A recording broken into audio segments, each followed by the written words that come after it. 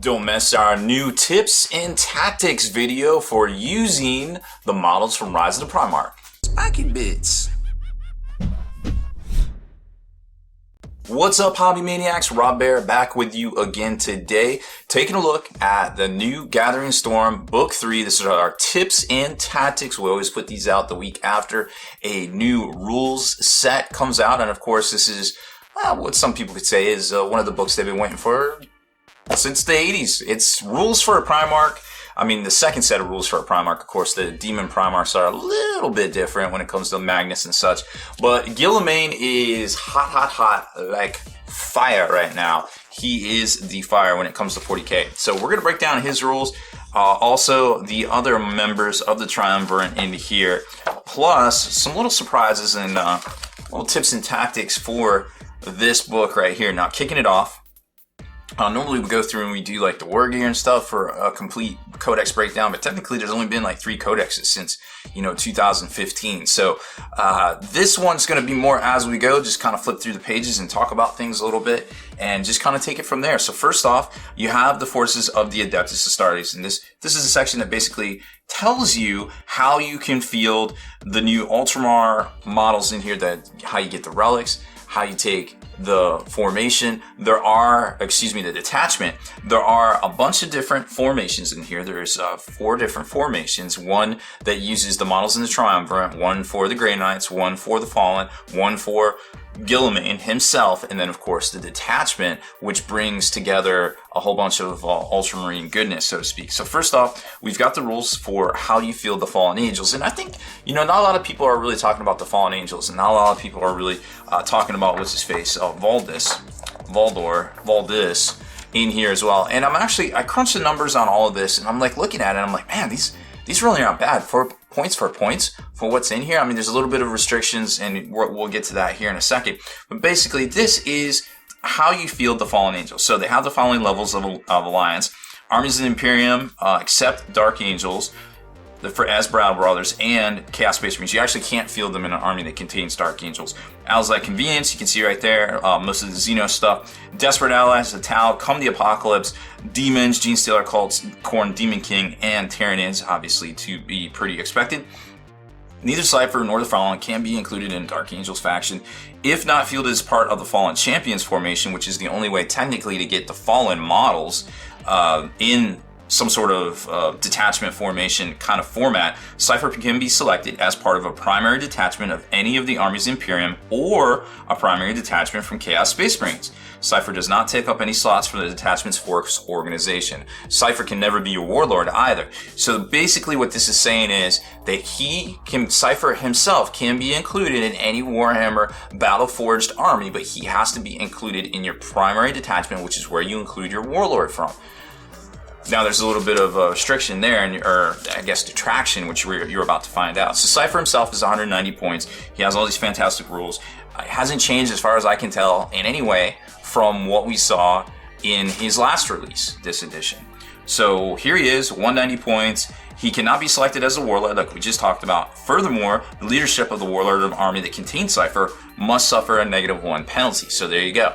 So unless he's taken as part of this formation right here, he is going to reduce the warlord's leadership because you're taking him as part of that primary detachment. He has to be included in that primary detachment. He has Eternal Warrior, has Fleet, he has Hit and Run. That's what a lot of people like about him. Independent character, Infiltrate, and Shrouded. So he can infiltrate a lot of stuff. He can also provide the Shroud bubble and get you out of trouble with the Hit and Run. He can fire his weapons twice in each shooting phase, or can fire them once either before or after making a run move. He can also fire Overwatch using his full ballistic skill, and then you split his attacks in close combat. Half of them are strength 4 to AP5, and the remaining are strength 7 to AP2, which represents him not pulling the rumored Lion Sword, but using his pistols in a gunslinger fashion in close combat. Divine Protection, there's a little rules on if he loses his last wound, whether you get victory points for him or not, whatever. The Mysterious Relic part, his pistols, the bolt pistol itself has an extra 4 inches of range, kicking it up to 16 inches, strength 4 AP5. Plasma pistol, 12 inches, strength 7 AP2 pistol, of course. Then there's, some restrictions here on if you have Fallen or if you have Dark Angels in your army, blah, blah, blah. If you're going to take Cypher, you're going to read all this, so it's not a whole lot needed to talk about it right there. Now, what is new is the Fallen unit themselves. They count as an elite, but if you take them, well, you have to take them as part of a Fallen Champion's detachment, or formation detachment. Remember, everything in 40k is technically a detachment of some sort. So combined arms detachment, a primary detachment, a formation detachment. Technically, this is a formation detachment. You say detachment, people think, oh, all this stuff's going in here. It's like a Decurion. Well, technically, everything's a detachment. Try not to forget that, because sometimes I use that term interchangeably just because I've come to that's just how I use it. So I apologize if I confuse anybody, but that's my little caveat right there. So in this formation detachment here, you can see that you must field Cypher, but as you field Cypher, you get 1 to 3 units of Fallen, which are right here. They get Infiltrate, which he also comes with Infiltrate, as we just saw. Fallen Leader, any unit from this formation is within 12 of Cypher, and has the edge, and they shall know no fear, special rules. So, what? That was in Cypher and has... Do they not have it? Oh, I guess they don't. So if they're within 12, they have that, and they should know. Oh, that's cool. I didn't notice that at first. I've been studying up a lot of on this book this weekend. Took a lot of extensive notes, which pretty much involves me going to Starbucks and sitting there and reading while I caffeinate myself and making some notes. It takes a while, but you know, everything's like a college class here in 40K, and every now and then we forget. Obviously, we're going to forget or misspeak about something in this video. So please, if we do make that mistake, leave it in the comments below, and we'll try to address them as they come in there. So I love the Fallen. 100 points, right? They are cheaper than the only other thing I can kind of compare them to, I guess technically, and that being, you know, Sternguard. And Sternguard, you can upgrade all the dudes to 22 points base. You can upgrade them with combi weapons for 10 points each. But these seem better to me. They shall know no fear, so you need to keep Cypher within range of them, and that could be why they're only 20 points base instead of the 22 that the Sternguard are. But for the price of the guns here, like, you can replace their bolters with Melta combi, Melta gun, a plasma gun, a flamer, or a Melta combi flamer, combi Melta, or combi plasma for the same point. So they can take either combis or those assault type weapons. One of them can even get a heavy weapon, or a power weapon, or a lightning claw, or a power fist. The Fallen Champion can have a combi. He can also have a plasma pistol. They all come with bolt pistol close combat weapon, so even if you have the bolter, you're switching it out, you're still getting that +1 attack for having 2 close combat weapons. You're still clocking in with 2 attacks right here. You're still clocking in with ballistic skill and weapon skill at par, what we'd expect from a Space Marine. So I mean, I'm really digging their points here. Like, I'm surprised not more folks are talking about these guys, because pound for pound, they seem pretty good. Now, granted, in 7th edition 40K, where we're at currently, everything kind of feels like it's either Alpha Strike or it's a Gladius or there's something like that. But this seems like it doesn't have any frills. It's just super cheap way to take a lot of firepower that you can later augment using either psychics or something like that. Remember, as long as Dark Angels aren't in here, they are battle brothers to, say, a Librarius Conclave of the standard Space Marines, or you can do the same thing on the Chaos side, the Chaos Renegade side. So I like it that both armies can field them very easily. Your tax is basically Cypher. So yes, they are reduced, and yes, they don't have and they shall know no fear, which I've just updated my notes in my head about, but I think they're pretty good. Like, I think this is a solid, not just a gimme thrown in here. I think this is very solid stuff right here. So I'd be on the lookout for that, or even think about throwing those into your list. Now, granted, they're not going to be objective secured. They're not troops, but that being said, they can still do a pretty good amount of work. And then we get over to Grandmaster Volvis. And you know what? A lot of people were hating on this guy. And I was on the fence. I was like, you know what? I'm not really sure what to make of him, because I want to just throw the 35 points in there and take Drago, right? But you can only have 1 Drago per army, so to speak. Looking at his points, for 240 points, he is basically a Grandmaster baseline stats. It even says it right there. He's the Grandmaster of the Third Brotherhood, which is the Librarius of the Grey Knights.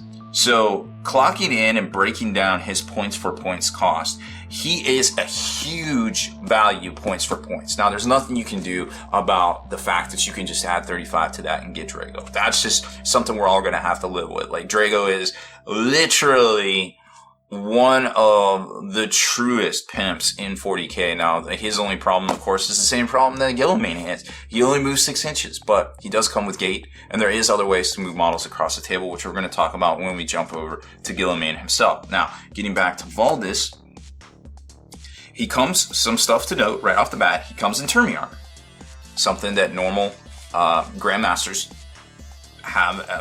can take, but they have to take it at additional cost.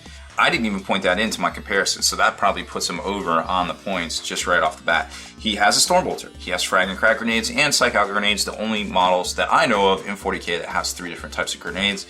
Iron Halo, which you can't buy separately in the Grey Knight book. He also comes with all the normal special rules right here, but take note, he is a Psyker, Mastery level 3. That's something that normally you just have to buy for 25 points from the librarius. It's not even available to a Grandmaster, so you can't even get a Grandmaster. So Dragos too, remember?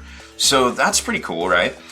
He knows 1 more power than is normally known, than is normal for his Mastery level. This must be generated from Demonology Santic. That is the same effect as the Liber Demonica, which is a 25-point piece of war gear upgrade. He generates his power from all the normal stuff we would expect, but wait, there's more. In addition to all of this, he does come with the Malus Angram, which is a strike at initiative demon hammer, double strength, AP2, melee, force, concussive, demon bane, specialist weapon. Normally, this bunch of rules right here is bananas. So that is really awesome. He's got 4 attacks. He generally, when you take Grey Knights, somebody's going to have hammer hands, right? So you already know right off the bat that if you're taking a combined arms Grey Knight force, you're going to have somebody in there that probably has hammer hands. He's probably going to be part of the squad, so you can pretty much guarantee that he's going to be swinging at strength 10 right off the bat, and initiative order of 5. Pretty bananas to say quite the least. Now, if you compare him points for points to something similar, just being able to get up to Mastery level 3, not having an Iron Halo, not having a getting Grandmaster status, not having a Warp Charge 3, paying 10 points for a hammer, you get up to 220 points. And that's not even taking into account the fact that he has Terminator armor right there. So I tell you what, I think points for points, he might get shit talked a lot, but he is worth his points. If this is the configuration you're looking for, I think it's value added right here, and I definitely think it's worth taking. As far as the Bulwark of Purity goes, it's 1 Librarian, 2 units of Paladins, 2 units of Grey Knight Terminators, and the only real, benefit from taking this is that while 3 or more units from this formation are on the battlefield, any unit that successfully manifests Banishment Psychic Power, all units with a Demon Special rule within 12 are affected instead of just picking one. Because normally you pick one within 24, so not everybody within 12 is -1. Now this could help you with a lot of different things like running into assault, combo assaulting, and things like that. This is great if you want to take like a Grey Knight formation and have it be fluffy and things. Is it competitive on the tabletop? Probably not in 7th edition. So I wouldn't expect to see a whole lot of this. This guy is almost a value for what you're getting. So I could see him coming into some sneaky builds in the competitive format that really require a lot of psychic dice. You could sneak him into an army that perhaps does indeed have a Librarius Conclave at that point already, just to add a lot of psychic might, and he could just kind of babysit them with that hammer, and do the Lord's work, because let's face it, at a 2-up save with a 4-up invulnerable Iron Halo, that quite possibly could get down lower based on a Sanctuary, a very well-timed Sanctuary that was snatched up. He basically would have a built-in Storm Shield at that point. There's a lot of things you can do with this guy that I think people are going to look for and kind of sub him in if they need him. Now, granted, he is not sold separately. He is a HQ choice for the Grey Knights, so you're going to need some other stuff to go with him. But I suppose that is the price to pay sometimes for things like this. You can, of course, with this formation, jump back over to here. If you do have 3 or more units from this formation, you get +1 to denying, which again, not super competitive. Wouldn't expect to see a whole lot from that. Now, there is the appendix here for all those rules. Nothing new here. There is an optional demonic adversaries chart here, and also a way you can build your opponent's leadership right here. We're not going to go over it because it's probably not going to see a lot of competitive play. It says right off the bat, hey, this is your optional rules that helps you form a narrative. So we're just going to skip that one. If indeed you do want to pause the video and check it out right here, or, you know, pick up the book and go through it, more power to you. I think it's definitely worth something to be aware of, and it would bring a lot to your narrative games, so to speak, if you're trying to bring the Grey Knights out and to give them something worthy of their attention. And then we get to the man, the myth, the legend himself, Guilliman, right here. A fantastic model, very epic, so far very well received. I mean, a lot of people are saying he has a stupid face, but hey, it's the internet. Who doesn't have a stupid face? You know what I mean? However, as far as his points go, there are, and his, effectiveness on the tabletop, a lot of people are kind of poo-pooing him. And that's unfortunate because in standard games of Warhammer 7th Edition, 40k, he's a juggernaut. Like, if you have access to all of the psychic tables and you have the ability to get Tigerius, get a Conclave, snatch up all, you know, a whole bunch of psychic powers off any one chart, you have the ability to basically port him around on the table, carte blanche, and he is literally a force of nature. Whatever he hits will die.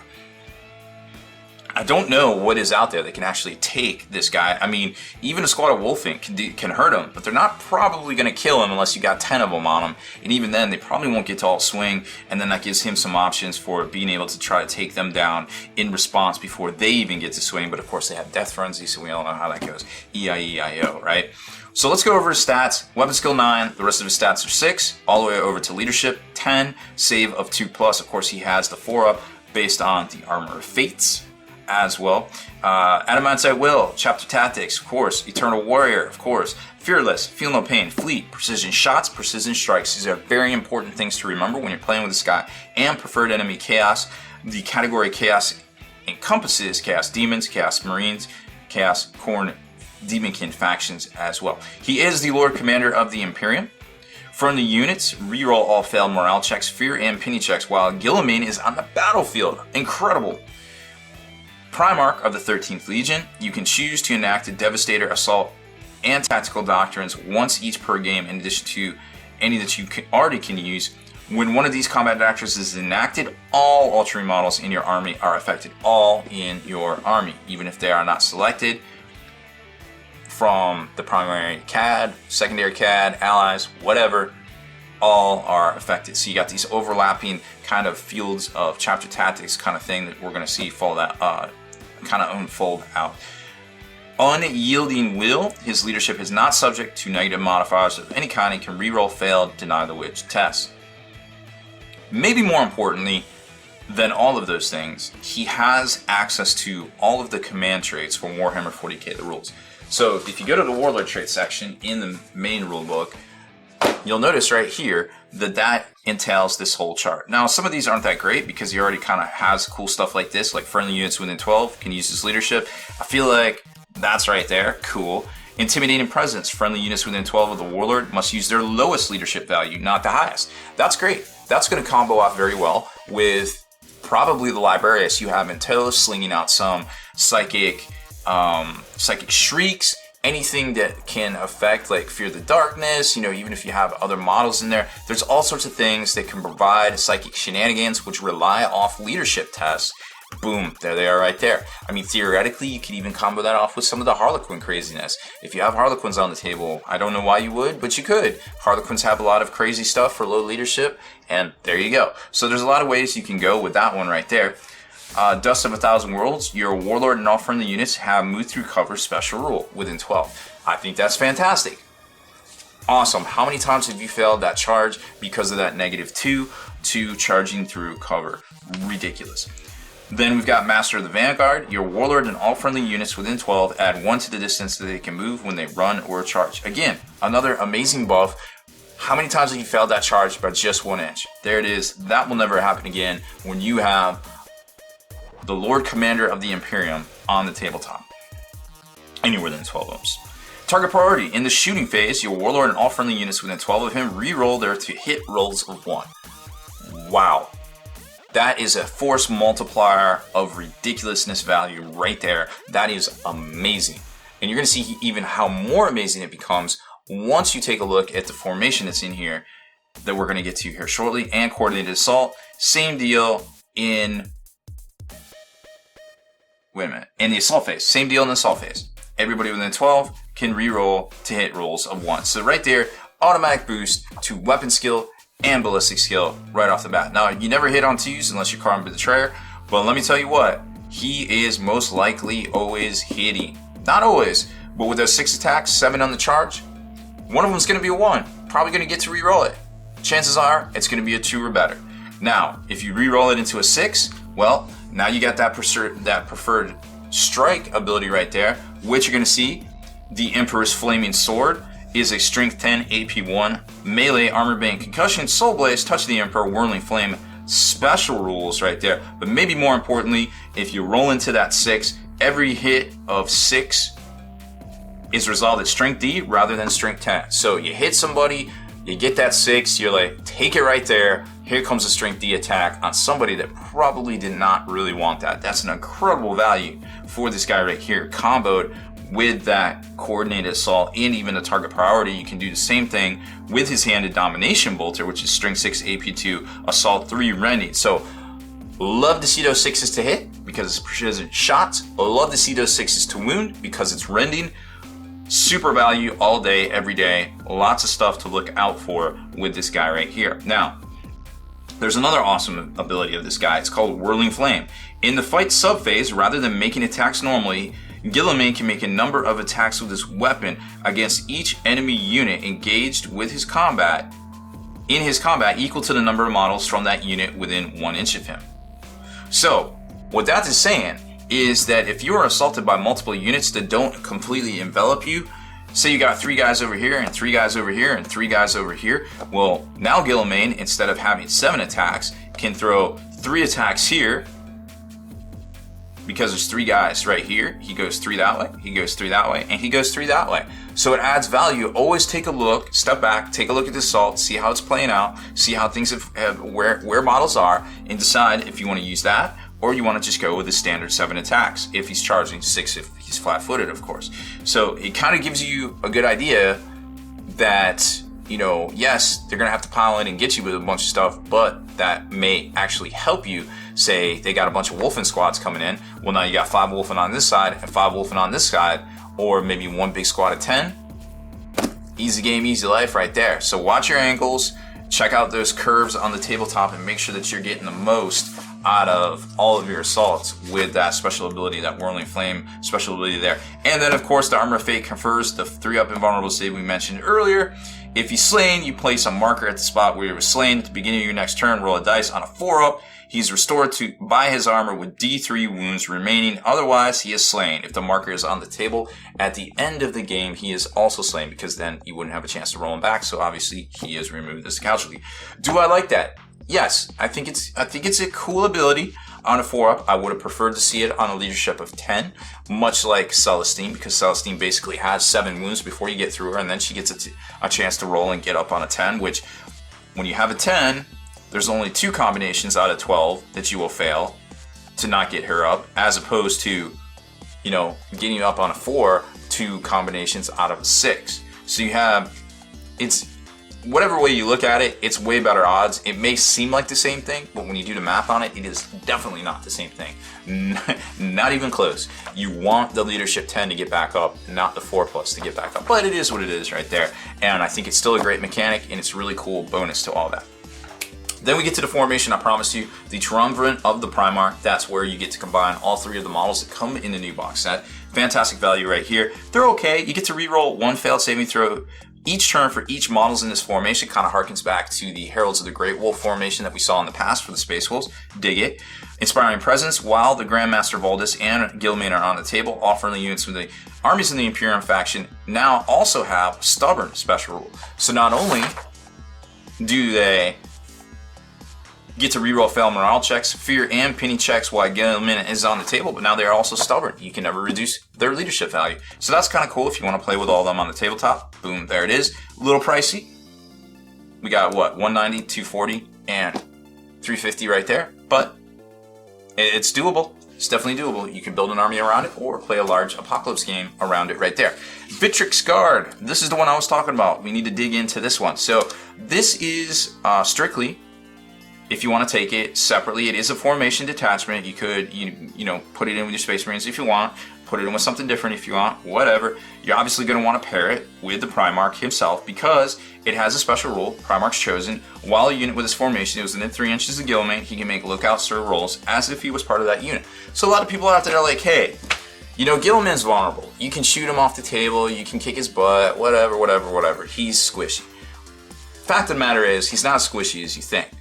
Being able to look out sir the rolls over to the squad is great, but the formation, the things that you have to take here, the Honor Guard, the 4 Stern Guard squads, and Sicarius, base about 700 points. So it's kind of forcing your hand right there into at least 1050 points on the tabletop, not even counting if you want to take like weapons and things for your Stern Guard veterans, which I would definitely suggest because we're going to get to the other special rule right here. Add 1 to the weapon skill and ballistic skill characteristic of all models in this formation.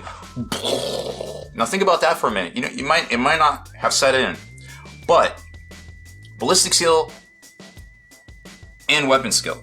So the Honor Guard and the Stern Guard are going to go up to a 5. So now they hit on 2s. Of course, you can't hit on 2s in combat for the Vanguard, but still, it's cool.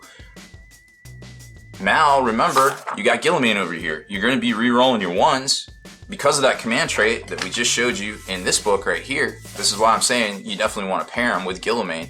If you pair him with Guilliman, well, now you're re-rolling those. So it's super enormous value. Stern Guard's coming in, popping off their combi weapons on a 2-up, re-rolling 1s. Amazing. Super good. Sicarius even is a G in close combat. And now he gets to hit on 2s. Well, no, he doesn't get to hit on 2s, but now he gets to reroll his 1s, which is super awesome. He also has some other abilities that we're not going to really get into, but for 190 points, he's not too shabby for what he can do, and he can definitely catch some people slipping on some lucky rolls for sure right there. So that's the Victrix Guard. Like I said, it's definitely worth pairing it with Guilliman. Now, here's the only caveat to all of this. Guilliman is not an independent character. You cannot look out sir rolls on a 2-up with Guilliman. He is a monstrous creature character, which means you have to look out sir on a 4-up. So if you catch people doing that, just friendly reminder, hey, he's not an independent character. He look out sirs on a 4-up, just like he was a sergeant in a squad, but he's not a sergeant. He's a monstrous creature. He can join part of squads that we can see that even exists, I think. I don't think it's a thing, but he can look out sir to these guys right here, as long as he's within 3 inches of them. So just something to keep in mind right here. I think it's pretty good. We talked about how good the Stern Guard are compared to the Fallen earlier in this chapter here, so there it is. And then we get into the brand new way to field Ultramarines, the brand new way. Because there's been like 3 ways to field Ultramarines in the past like year and a half, but here we go. All right, so you have access to the Relics of Ultramar. Whether you take them, you can take one from the Space Marine book, or you can take them from this book. Whatever. Apparently, they found new stuff in the vault because Guilliman's back. Hooray! They also have a separate Warlord traits table that you can take. Right here, which goes over some things. If you're taking Guilliman, you might not need or want any of these things, but there they are right there. Preferred enemy, 4-up to seize the initiative, which is also pretty good.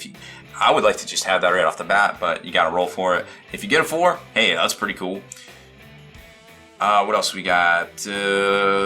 Special units with them have split fire. That's also pretty cool if you get it. There's not super bad stuff in here, to be quite honest, but then again, you know, if you're taking Guilliman, I feel like you want to use Guilliman.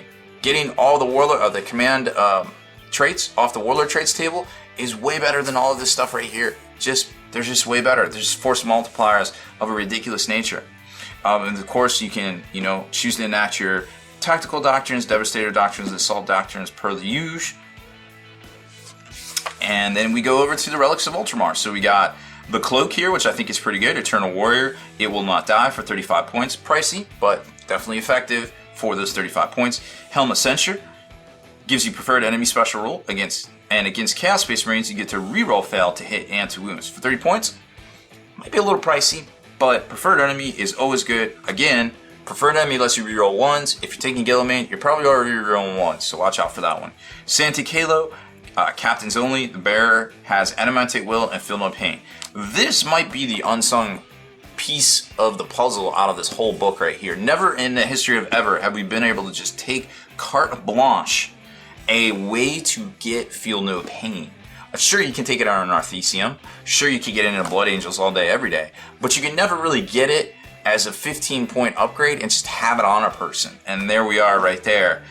That's pretty good. That, I think, is a hidden value, a hidden gem in the complete realm of war gear in general right there. I am super stoked to see that in here. Soldier's Blade. It replaces a melee weapon. Its strength of user AP2 type is melee. Obviously very similar to 30K's Paragon Blade. Very cool to see that for 20 points. And the standard of Macragge and Violate, what I like to call it, the way to super confuse 40K. Because if you take this and you play against somebody with Ynnari and Soul Burst, you're going to trigger or have the potential to trigger so many out of sequence actions that it could get a little ridiculous. Well, let's talk about it. So anybody within 12 inches of the standard gets +1 of leadership. Cool. In addition, they all have +1 attack. Cool.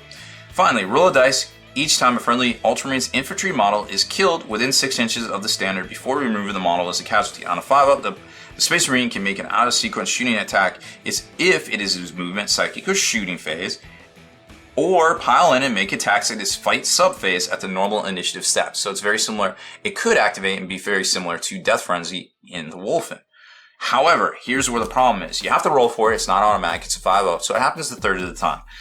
The problem is that if stuff starts happening with the Ynnari and you start popping off all these Soul Burst things, and then you kill one of these guys, remember it's a model per model basis, you kill a model, then they activate, they get their special attack. What if you finish off a unit, Soul Burst out on their side, then they activate a Soul Burst based off of what you just did?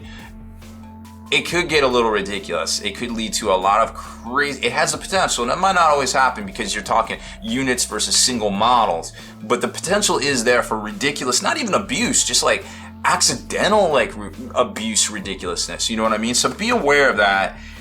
It could get a little muddy right here. That's all I'm saying. Vengeance of Ultramar, it's a 20-point ranged weapon that replaces the said ranged weapon on the model, 24-inch range, strength 1. But the key here is assault 4, poison 2, AP 5. It's neat.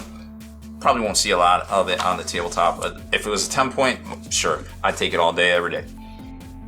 Then that brings us to probably the last thing we're going to talk about here. Yep, is the Vitric Strike Force Detachment, which is different from what we saw in the past formations here in the Gathering Storm series, where you can take mumbo jumbos of all different types of different things and different factions. You only get Ultramarines in this.